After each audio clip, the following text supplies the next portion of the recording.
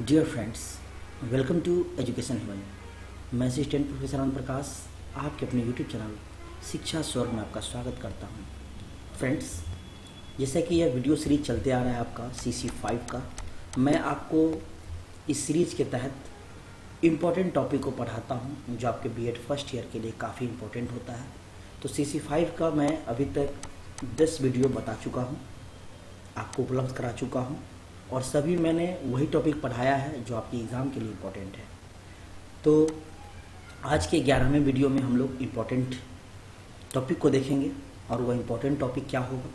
वह important topic होगा आपका व्यवसायीकरण और कार्य का विभाजन सामाजिक दृष्टिकोण से, यानी कि sociological perspectives, professionalisation and division of labour.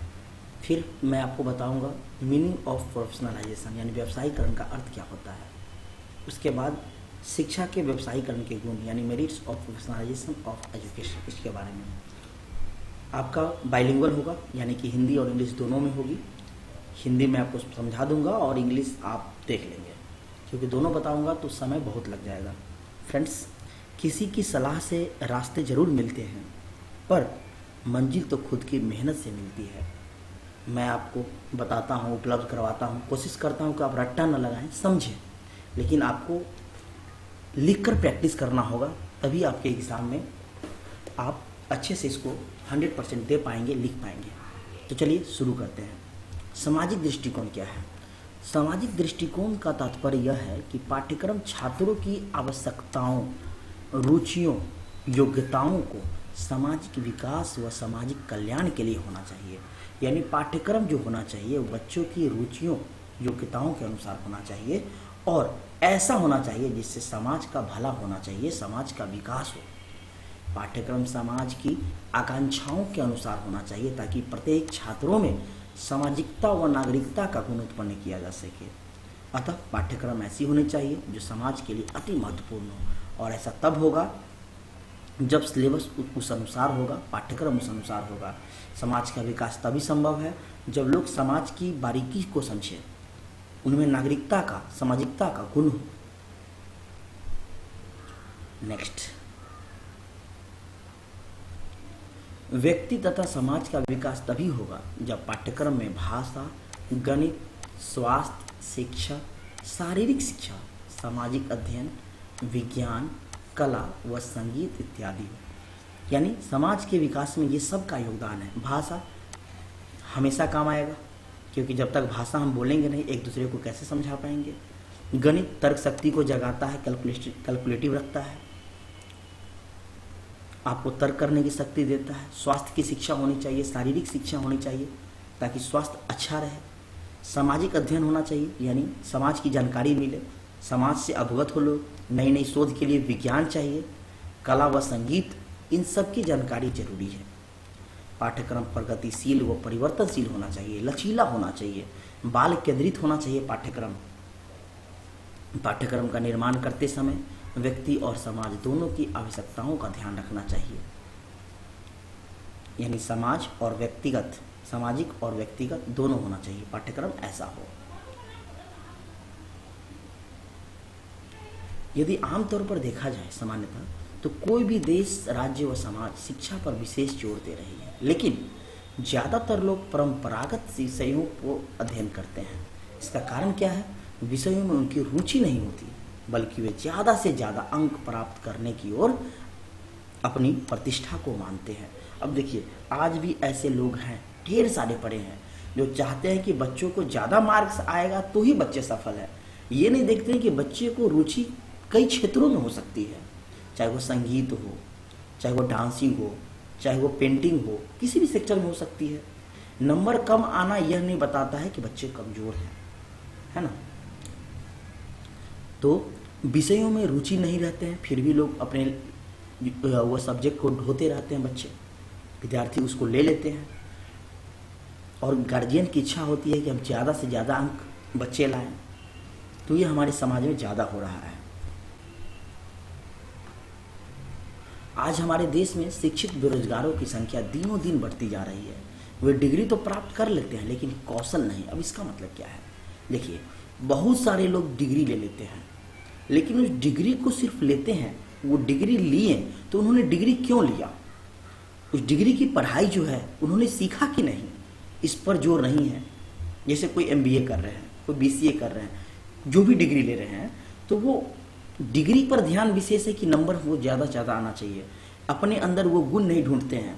आज बहुत सारे लोग BCA MCA कर लेते हैं, लेकिन उनसे ज़्यादा एक जनरल जो दुकान चलाते हैं कंप्यूटर वाले, बहुत सारी बातें जानते हैं। तो कौशल होनी चाहिए, चाहे वो किसी भी सेक्टर में हो। हर सेक्टर में जो आप डिग्री लेते हैं उसमें आपको कौशल सिखाए जाते हैं उससे रिलेटेड, तो उसको सीखना चाहिए। और जब आपको काम आएगा तभी तो आपको वर्क मिलेगा, काम है तभी तो रोजगार मिलेगा। तो कौशल की कमी रह जाती है, जिस कारण उन्हें रोजगार में समस्या आती है। हमारे देश में शिक्षा और व्यवसाय की आवश्यकता के बीच कोई तालमेल नहीं होता और वे पढ़ लिख कर बेरोजगार रहते हैं।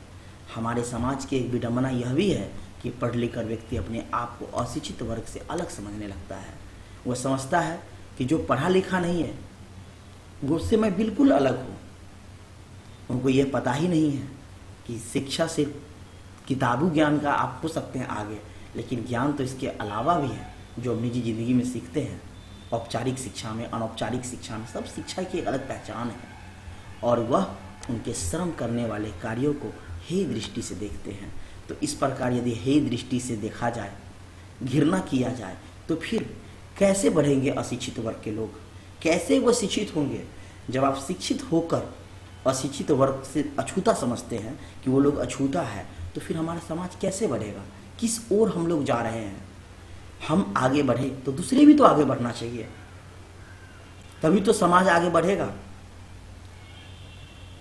शिक्षा शास्त्रियों ने कहा है, देश का विकास तभी होगा जब समाज के निचले तबके के लोग बढ़ेंगे, ऐसा APJ अब्दुल कलाम ने भी कहा है। तो फ्रेंड्स चलते हैं नेक्स्ट। अब हम लोग देखेंगे व्यवसायीकरण का अर्थ, मीनिंग ऑफ प्रोफेशनलाइजेशन, क्या अर्थ होता है।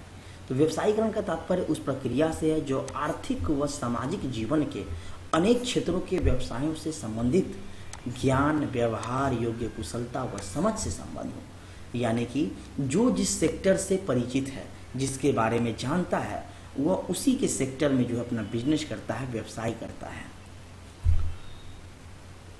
व्यवसायीकरण का अर्थ केवल विद्यार्थी को व्यवसाय का प्रशिक्षण देना नहीं है, बल्कि उन्हें स्वयं को कार्य के पद्धति के अनुकूल ढालने और अपनी क्षमताओं को बढ़ाने योग्य सामर्थ्य प्रदान करने वाला होना चाहिए, ताकि वे जीवन की चुनौतियों के साथ सामंजस्य स्थापित कर सके। कार्य ऐसा हो जो उसमें समर्थ हो, ऐसा नहीं कि जो कार्य हमें रुचि नहीं है वो हम कर नहीं सकते हैं। सबकी अपनी अपनी एक अलग कैपेसिटी होती है, अपनी एक क्षमता होती है। यह जरूरी नहीं है सब लोग शिक्षक को ही ग्रहण करके जो है इसमें आगे बढ़ सकते हैं। शिक्षा के अलावा भी तरक्की है, अलग भी रास्ते हैं। तो बच्चे को जिस ओर उनकी रुझान हो, चाहे वो पेंटिंग में हो, डांसिंग में हो, गेम में हो, वो उस ओर जा सकते हैं और उसमें अपना वह लाइफ बना सकते हैं। तो जीवन की चुनौतियों के साथ तभी सामंजस्य स्थापित कर पाएंगे जब अपनी रुचियों के अनुसार, अपनी क्षमता के अनुसार वो व्यवसाय में जो है एंट्री करेंगे। तो चलिए इंग्लिश वाले अपना स्क्रीनशॉट लेके करेंगे यहाँ से या वीडियो पॉज करके। अब चलते हैं गुण। शिक्षा के व्यवसायीकरण के गुण क्या है, merit of professionalisation of education, क्या गुण है। तो शिक्षा का उत्पादकता से संबंध होना चाहिए। कोई भी उत्पादकता हो, किसी भी सेक्टर हो, उसमें ज्ञान का होना जरूरी है। लोगों को आजीविका के लिए तैयार करना, यानी कि जो कौशल आप सीख रहे हैं, क्या ये कौशल आपके जीवन यापन के लिए जरूरी है, तो हमें वैसे कौशल को लेना चाहिए जो आगे चलकर जो है हमें अपने निजी जीवन में काम आ जाए, रोजगार को प्राप्त हो, रोजगार के अवसर उत्पन्न करना। नए नए शोध होंगे, नई नई इंडस्ट्रियाँ आएंगी, नई नई तकनीकें आएंगी, तो ही तो रोजगार के अवसर हो गए।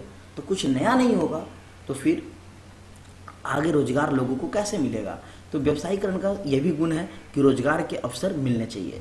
श्रम का महत्व हो, श्रम का वैल्यूबल हो, देश के भौतिक संसाधनों का अधिकतम उपयोग हो। जो हमारे पास भौतिक संसाधन है उसका जो है ज़्यादा से ज़्यादा उपयोग किया जाए, लेकिन प्रकृति को ध्यान में रखकर। ऐसा नहीं कि एक ओर हम लोग बहुत आगे बढ़ रहे हैं और दूसरी ओर प्रकृति का दोहन कर रहे हैं, ऐसा करने से हमारा ही नुकसान है। तो ये हुआ आपका मेरिट्स में, यानी कि शिक्षा के गुण, व्यवसायीकरण का गुण। तो आप इसे स्क्रीनशॉट लेकर पढ़ लें। तो फ्रेंड्स, उम्मीद है कि आपको अच्छे से समझ में आया होगा जो भी आज के टॉपिक में मैंने बताया है। तो जरूर रहिए हमारे साथ, फिर मैं नेक्स्ट वीडियो में आपको आगे बताऊंगा इम्पोर्टेंट टॉपिक। तब तक के लिए धन्यवाद। Thank you for watching this video.